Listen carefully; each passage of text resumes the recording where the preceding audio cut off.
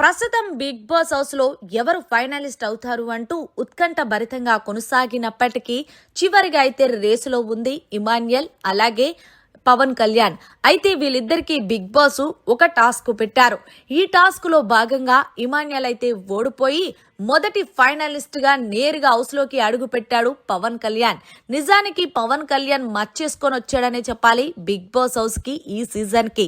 ఎందుకు అంటే గనక మూడో వారమే వెళ్ళిపోతాడనుకున్న పర్సన్ తన గేమ్ను మార్చుకొని టాస్కుల్లో 100% ఎఫెక్ట్ పెట్టి వరుసగా 2 సార్లు కెప్టెన్ అయ్యి ఆ తర్వాత ఎలాగైనా ఫస్ట్ ఫైనలిస్ట్ అవ్వాలనే తపనతో తన ఆడే విధానం కానీ అలాగే తన తోటి కంటెస్టెంట్స్ తో మాట్లాడే విధానం కానీ అన్ని కూడా ఆడియన్స్ కి బాగా నచ్చుతున్నాయి.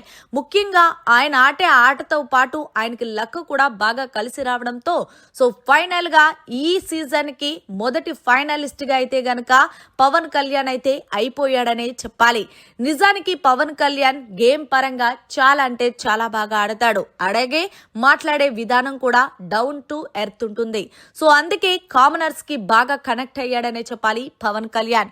మరి బిగ్ బాస్ హౌస్ లో మొదటి ఫైనలిస్ట్ గా ఎంపిక అయిన పవన్ కళ్యాణ్ పై మరి మీరేమంటారనేది కమెంట్ చేయండి. అది కూడా నేరుగా టాస్కులు ఆడి గెలుచుకున్నాడనే చెప్పాలి.